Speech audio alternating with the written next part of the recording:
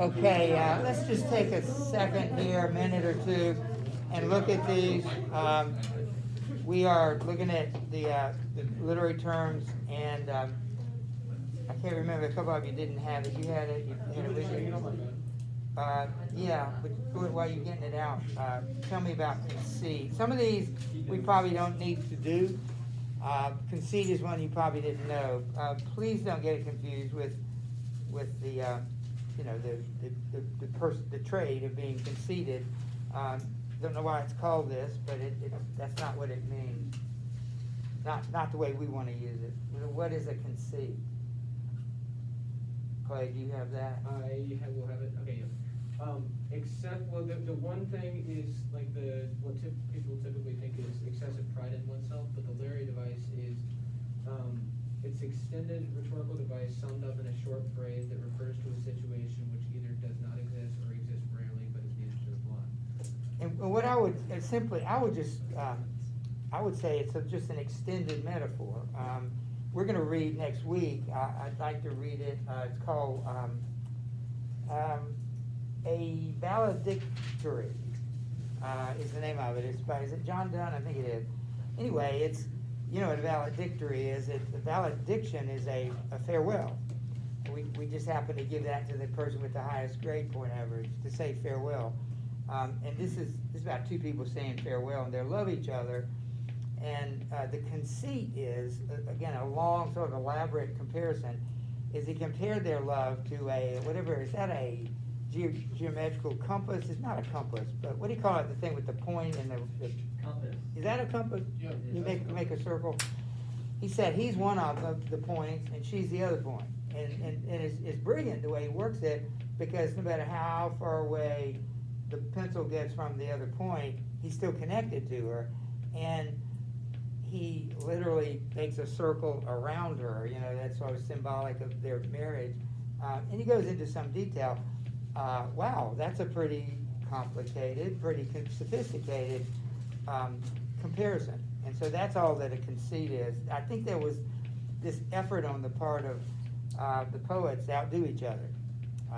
Who's going to have the most. I can't believe you made a connection between those two things. Like the two oddest things you can think of. It's what we do in classical education. Because God made everything. It's not that strange to find connections between things that don't appear to have. Anyway, conceit. We know what connotation is, don't we, Patty?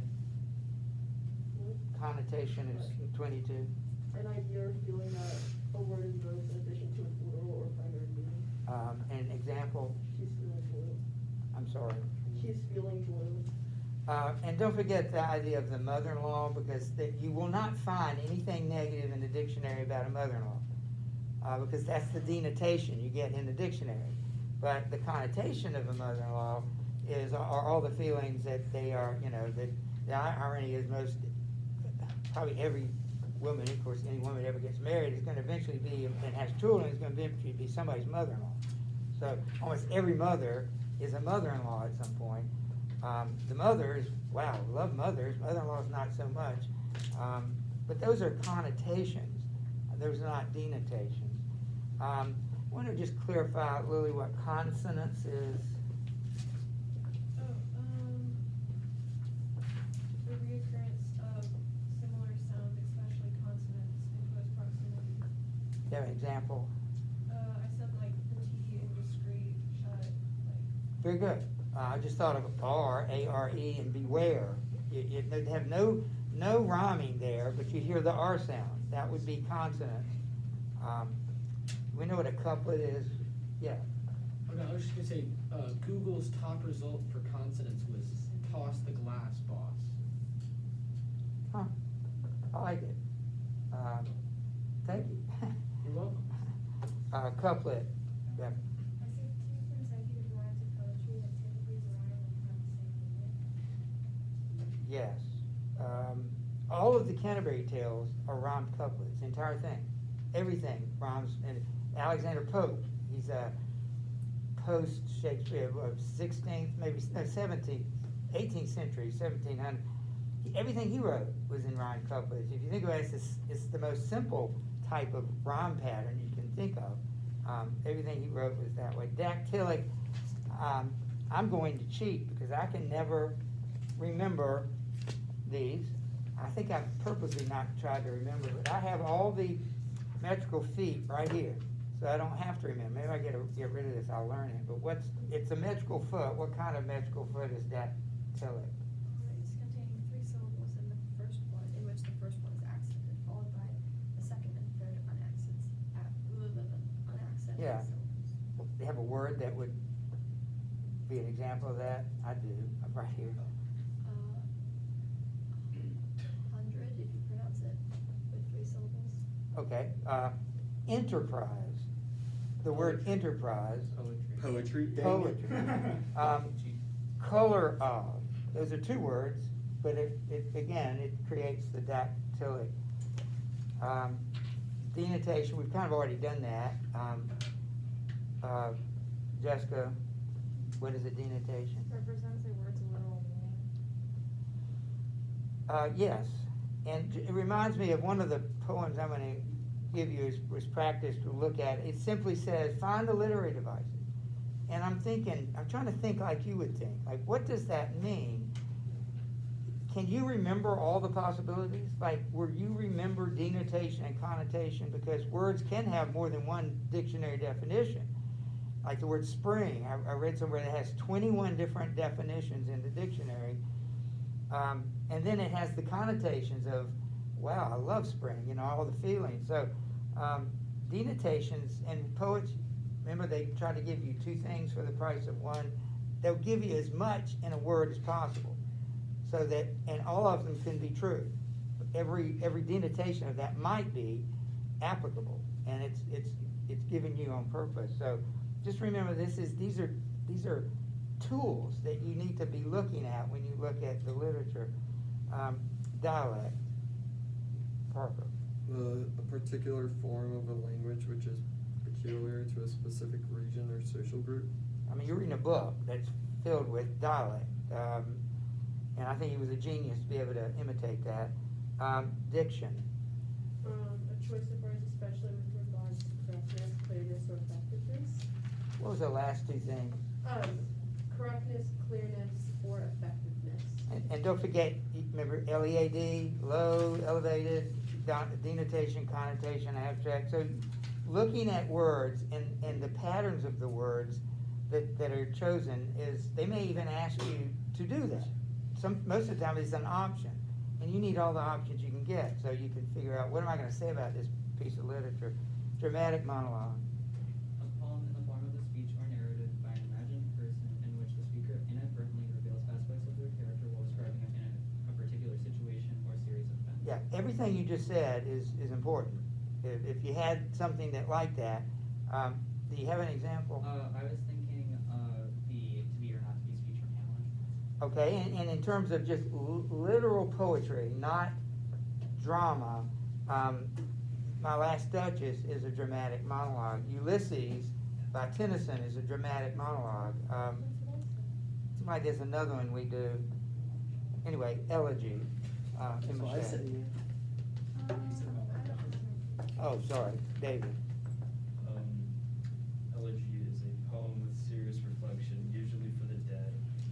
As said, the Mark Antony Elegy for Julius Caesar. Yeah, and usually for a particular dead person. I mean, it's usually inspired by a particular person, but it broadly kind of considers death as a whole, and you gave me a good example. Enjambment. The continuation of the sentence without a pause beyond the end of a line of letter stanza.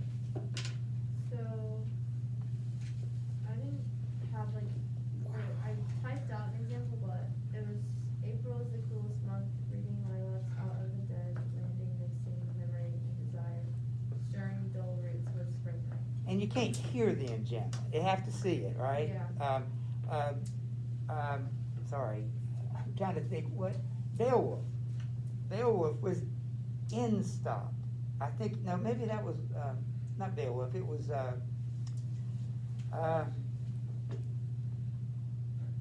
Song of Roland. Every line ended. Every line ended. It wasn't, it didn't, it didn't transition over to the next line.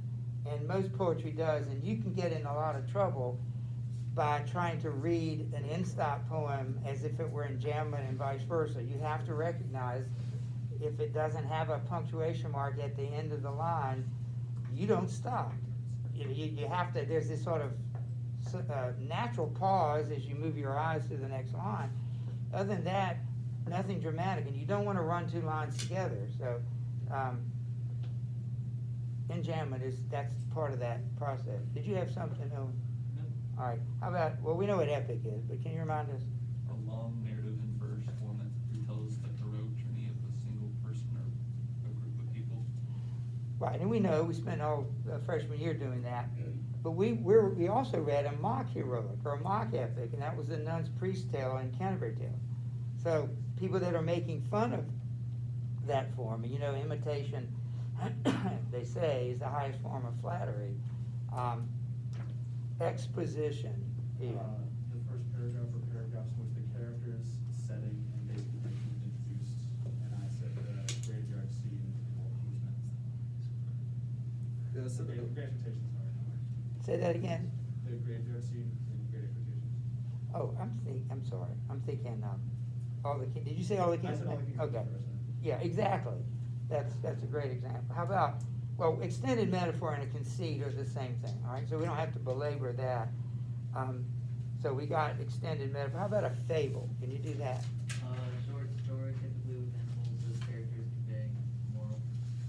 Right, we read one of those too. It was the Nun's Priest Tale. It was also a fable as well as a, Can we skip extended metaphor? well, I did, but I'm saying what did you have for it? I said an author's exploitation of a single metaphor at length through multiple linked tenors, vehicles, and grounds throughout a poem or story. And I think the only difference is between a conceit and extended metaphor. Conceit are particularly sophisticated, particularly, what's the word? The two things that you're comparing are maybe particularly odd to compare. You wouldn't have thought to compare those things. And falling action, we know what that is. Just recognize. Go ahead. Oh, no, I was just gonna. Yeah, and then would you do farce? Since we know falling edge, whatever happens after the climax of farce. Farce is a comedic or a comic dramatic work using buffoonery and horseplay and typically including crude characterization and improbable situations. And I said Three Stooges was an example of farce. Yeah, I mean, it seems that there are some famous ones. I can't tell you any right now. Plays, a lot of, I think some of Shakespeare's. What were you gonna say? Oh, Saturday Night Live? Yeah, Monty Python. Oh, yes. I'm surprised you know about Monty Python. The guy that was the head Monty Python, John Cleese, was that his name? Did you ever see the TV show Fawlty Towers? If you like John Cleese, if you like Monty Python, he did a British TV, he's British, called Fawlty Towers. And I won't go, because it's never as funny when you share it, but one of the funniest things I've ever seen in any movie was John Cleese. He runs an inn, he's Monty Python guy, and they're hosting a group of Germans. And so he tells all his staff, whatever you do, don't mention the war, between England and World War II. And so naturally, John Cleese, everything he does is about the war. He makes all these references to Nazis and Hitler and everything, and after he told everybody, and he's really tall and awkward. So anyway, Fawlty Towers, it's a really funny TV show, British, they usually do a good job. Flashback is next, Patty. Oh, formal diction, I'm sorry, I'm way ahead of I think we myself. skipped foreshadowing. How about that? I'm way ahead of myself. Foreshadow. Let's get this thing over with. I was going into the next group. I was gonna do free verse. We hadn't even done that. How about foreshadow? A warning or indication of a future event. Yeah, it's just absolutely necessary. If you ever tried to write stories, any kind of fiction, you'll use it. It has to be worked in. Formal diction, Lily. The use of sophisticated language without slang or colloquialisms. Formal diction sticks to grammatical rules and I'm gonna give you a short story here in just a few seconds that does not use formal diction. It's the exact opposite, but it's perfect for the setting. Because it's formal doesn't mean it's better. What you use that's appropriate makes it work, not formal or the opposite. And flashback, I said interruptions in the story to insert past events to provide background and context. yeah, can you think of an example? Like the two flashbacks that Jack Ryan had. Absolutely, yeah. I think when we read, now we're gonna read Death of a Salesman, that's a play, that's a little different, but it's also filled with those kinds of things. All right, so I don't have a test quiz date for you. We have a busy week next week, hopefully we're here. But I do have something I wanna share with you that I think you'll find interesting, if I can figure out where I put it now. This is actually from an AP exam. We're not gonna write it, but we have about 25 minutes or so. Let's look at it as if we were going to write about it, and then I'm gonna ask you to read it, or maybe you read it out loud, I don't know. And then discuss the prompt and see how we would handle it.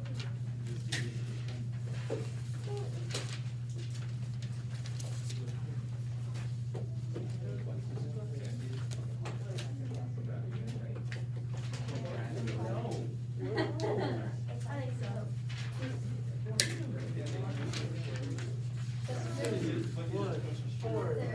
Dude, Nathan, Exactly. we're gonna have like no people for our basketball game. All right, let's take a look at this. Mason's out, Addison's out. You guys has 101 fingers. Yeah. All right, Mason let's, has, he loves school. Let's take a look at this. You will have poetry, we know that, but as far as the other side, the prose side, you might have drama, you might have a short story like this, or you might have a passage. Most of them will be passages from novels. So you would have, remember you spent almost an hour writing yesterday, you would have 2 hours to write 3 essays, and they suggest 40 minutes. So you would have to read this and analyze it and write about it in 40 minutes. Read the following short story carefully, then write an essay. Again, pay very close attention to what they're asking you to do. Analyzing how the author, Sandra Cisneros, uses literary techniques to characterize Rachel. Now, literary techniques, we're not in poetry anymore, but many of those same techniques work. We're in prose, we're in fiction, so you have to think about what do fiction writers use in a novel, telling stories rather than writing poetry. To characterize Rachel, what does that mean? Use discuss the uses of literary techniques that are used to characterize Rachel. When they say characterize Rachel, what is the question asking? It's real simple. I don't want to make it too complicated, but yeah. That's it. That's all they're asking. What kind of person is Rachel, and how do you know that? What are the devices? Would you like to read it out loud? Or do you want to read it yourself? It's real easy and short. I'm not going to read it. I need some volunteers to read it. Lydia and would Rollins, you can read half of it. Notice the title. Always pay attention to the title. Okay. 11. What they don't understand about your birthdays and what they never will tell you is that you need your 11. You're also, that when you're 11, you're also 10 and 9 and 8 and 7 and 6 and 5 and 4 and 3 and 2 and 1. And when you wake up on your 11th birthday, you expect to feel 11, but you don't. You open your eyes and everything's just like yesterday, only it's today. And you don't feel 11 at all. You feel like you're still 10, and you are underneath the year that makes you 11. Like some days you might say something stupid, and that's the part of you that's still 10. Or maybe some days you might need to sit on your mama's lap because you're scared, and that's the part of you that's 5. And maybe one day, when you're all grown up, maybe you will need to cry, like if you're 3, and that's okay. That's what I tell Mama when she's sad and needs to cry. Maybe she's feeling 3. because the way you grow old is kind of like an onion, or like the rings inside a tree trunk, or like my little wooden dolls that fit one inside the other, each year inside the next one. That's how being 11 years old is. You don't feel 11, not right away. It takes a few days, weeks even, sometimes even months before you say 11 when they ask you. And you don't feel smart 11, not until you're almost 12. That's the way it is. Only today, I wish I didn't have only 11 years rattling inside me like pennies in a tin Band-Aid box. Today, I wish I was 102 instead of 11, because if I was 102, I'd know what to say when Mrs. Price put the red sweater on my desk. I would have known how to tell her it wasn't mine instead of just sitting there with that look on my face and nothing coming out of my mouth. Whose is this? Mrs. Price says as she holds the red sweater up in the air for all the class to see. Whose? It's been sitting in the coat room for a month. Not mine, says everybody, not me. It belonged to somebody, Miss Price keeps saying, but nobody can remember. It's an ugly sweater with red plastic buttons and a collar and sleeves all stretched out like you could use it for a jump rope. It's maybe 1,000 years old, and even if it belonged to me, I wouldn't say so. Maybe like I'm skinny, or maybe because I'm skinny, maybe because she doesn't like me. That stupid Sylvia Saldivar says, I think it belongs to Rachel. An ugly sweater like that old raggedy and old, like that all raggedy and old, but Miss Price believes her. Miss Price takes the sweater and puts it right on my desk, but when I open my mouth, nothing comes out. You're not mine. I finally say in a little voice that was maybe me when I was 4. Of course it's yours, Mrs. Price says. I remember you wearing it once. Because she's older and the teacher, she's right and I'm not. Not mine, not mine, not mine. But Mrs. Price is already turning to page 32 in math problem number 4. I don't know why, but all of a sudden I'm feeling sick inside.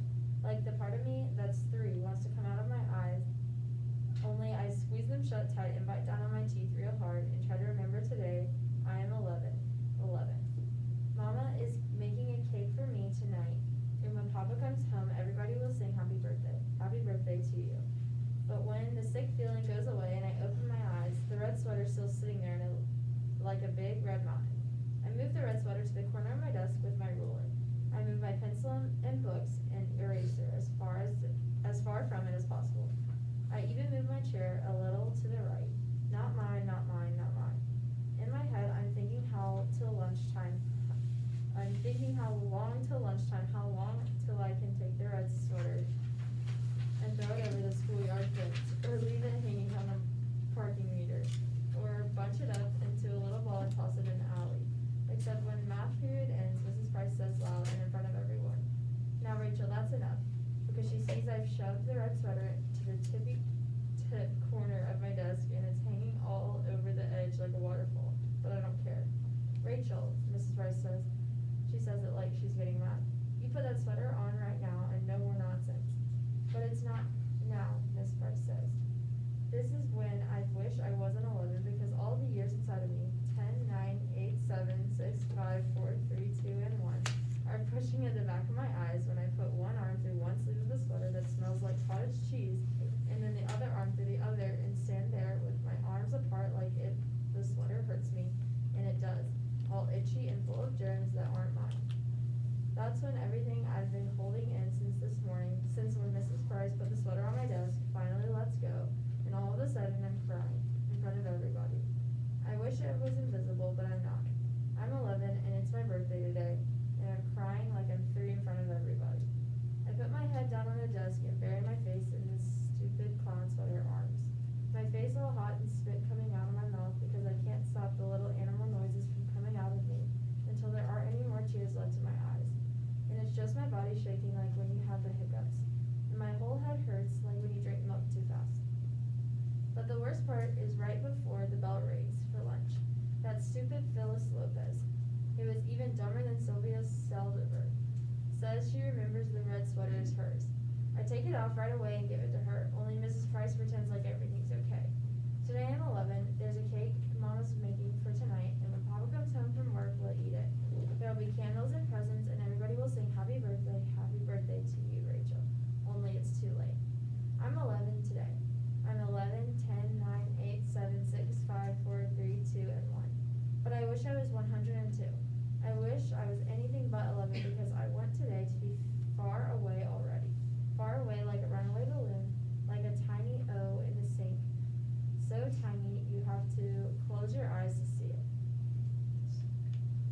amazing what she was able to do in that little bit of time. It's, anyway, your job over the next few minutes is to write on it. I mean, I know you don't have time to reread it, you could skim it. Analyze it. Tell me how you know Rachel. What are the devices you see, and what's she like? You know, that's the other thing. That's got to be a part of your essay if you're writing it. Is who is she? Does she even have a name? Rachel. Rachel. Yeah. Sorry. So Rachel. See what you can do. Take about no more than 10 minutes.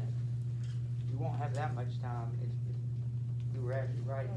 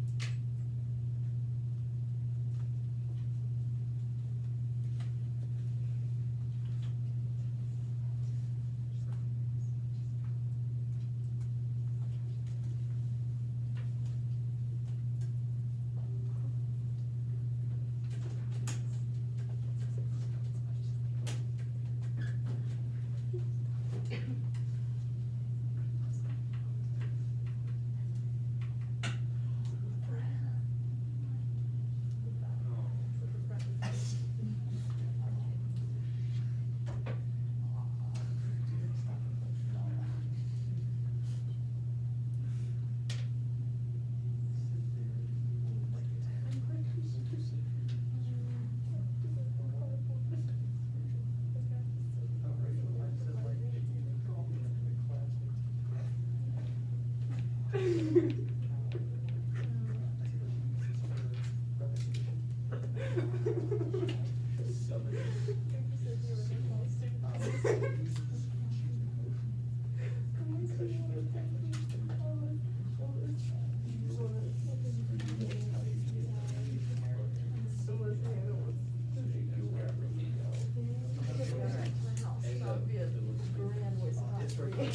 right, goodness, I think we go to one.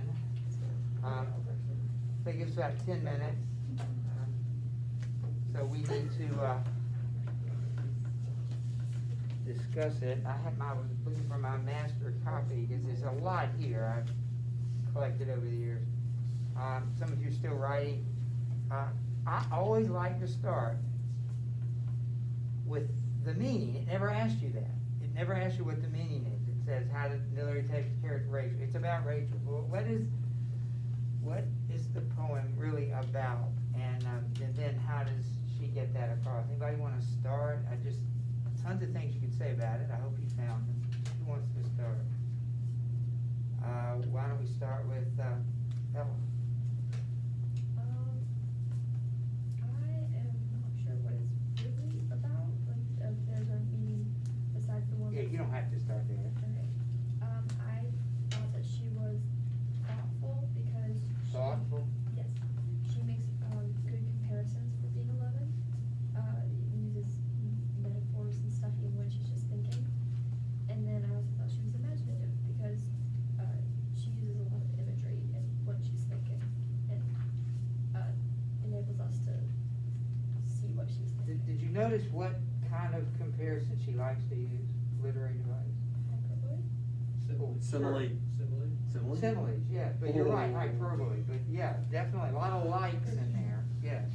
Well, also I think like she's kind of like above her age in some ways, because she like realizes like an understanding of how like age kind of works in everyone's life, and a lot of people, like I would say, think about that like all the time, especially at age 11. And I think the whole idea of making comparisons, we've lost that art. We've lost the art of the metaphor and the simile. We like the word like, yeah, we use that word a lot, but not really as a simile. But we've lost the art of it. But yeah, she's wiser than her age, yes. I noticed that every time she made a comparison with a simile, she always used, for example, her body shaking with like hiccups, or her headache was like drinking milk too fast. She always used the situation that she has done before, and you can tell that she's done it before. They come from her life Yes. experience. And even the like part, that's a very simple, she's not using elaborate personification and metaphor. She's talking like an 11-year-old. Yes, Jess. Well, I agree with Lydia. I think that she's more analytical, but with still a childlike reasoning. Yeah. And then, so she's also very curious, like, in wishing the fact that she was like 102, so that she could be furthest away from being 11, which kind of shows that she is kind of analytical, but in the sense that she's still a child, because like there's other ways of getting past the day other than just wishing you were so much older. Yeah. And of course, the other thing she does is thinking about tonight. You know, she's thinking about, I'll have the cake, but then that sours on her. Yeah, Lily. I think about how like the exaggerations are like throughout the entire thing, but when she says like, all of a sudden I'm feeling sick inside, like before I can go to school, wants to come out of my eyes. Like she's like, you can tell she's still a kid, but she's also like talking about such a like mature topic. And isn't that a really great way to describe the age 3 is coming out of your eyes? Those are the tears. Those are 3 tears, 3-year-old tears. But I like the way it's coming out of my eyes. Of course, a real 11-year-old wouldn't have thought of that, but the writer puts that in. Did you have anything else? Yes.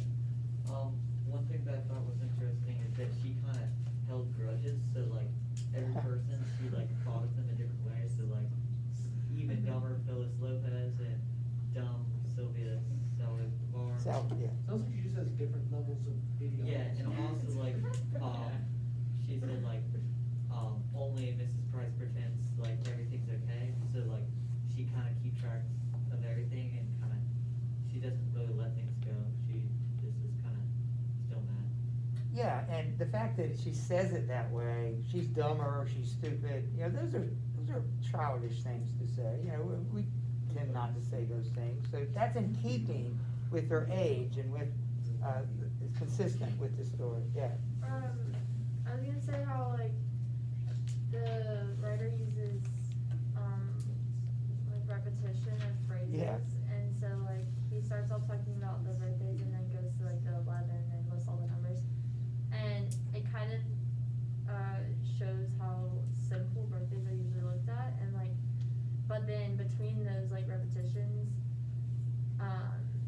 Rachel is like contemplating all that she has to do to become an 11-year-old, and like what she has to put in the past behind her, and then she feels bad when she doesn't, and she's like trying to hold back her tears and stuff, but like I think at that age, like it's very smart of her to be like, I can't act this way because that's not my age anymore, and like I think it just, the repetition helps to show how like, Yeah.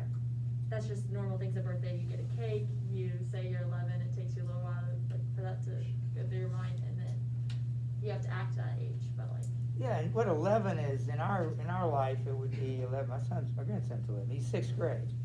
And that's really awkward because you're not even a teenager yet, and you're not like a grammar yet still. But it's kind of an awkward age, which this whole thing is awkward, it sort of celebrates awkwardness, yes.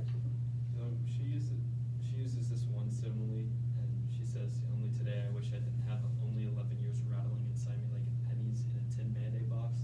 And I thought how that was interesting. It's like she's had previous years contribute to her personality now, and even though she's a little bit different, that's still part of her that she can't, escape from, I guess. And I think somebody mentioned how her analogies or comparisons are all simple things that a 11-year-old would like that, the idea of the tin box with the pennies in them. And it's kind of a sophisticated idea, what you're saying, yeah. So as for the meaning, I think that the meaning she's trying to get across is that age is cumulative and gradual. It's not sequential and exact. It's not like as soon as you turn 11, you're now 11 and everything has changed. 11 is just a marker that the world puts on you, and that no matter what age you are, you can always revert back to any age that you've already been, and that no one really feels like the age that they are until they've passed the age that they are and look back on it. I was talking to somebody in the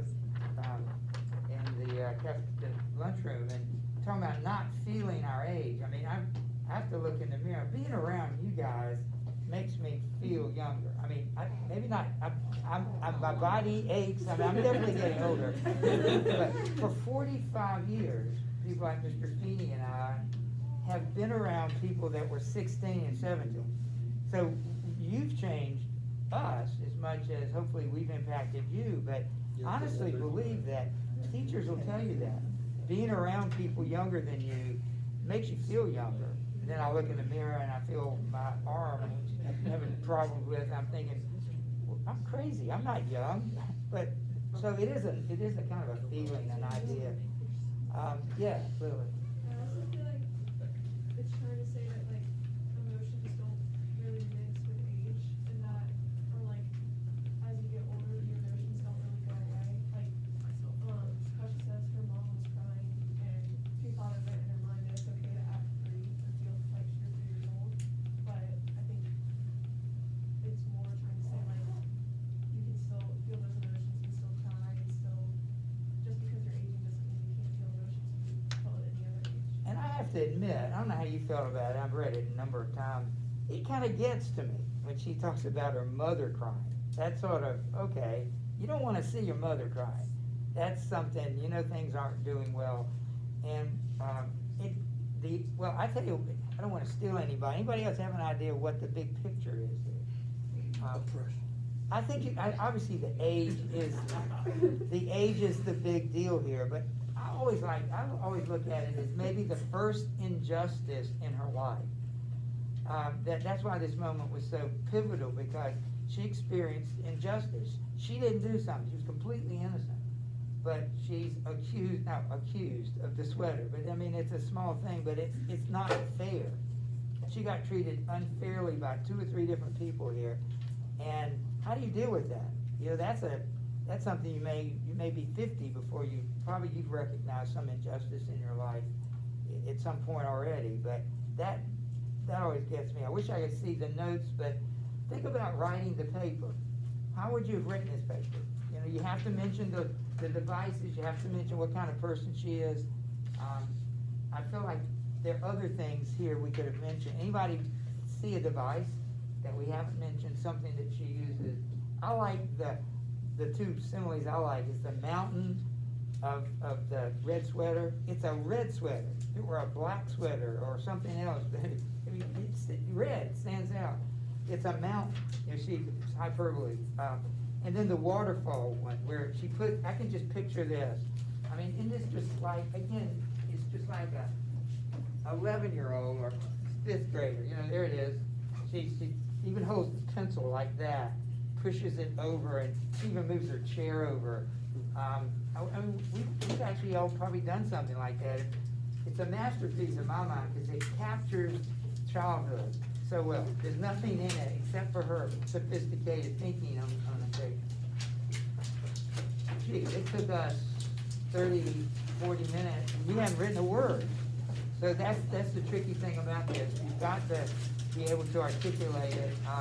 Remember, Monday you're going to, not quite ready to go. Monday, if we're here due to weather or anything else, we'll do it Wednesday. So if we don't get to Huffton Monday because we're not here, we'll do it Wednesday. So prepare. I have a plan to write on Huffton next week. So that's kind of where we're headed. Go ahead.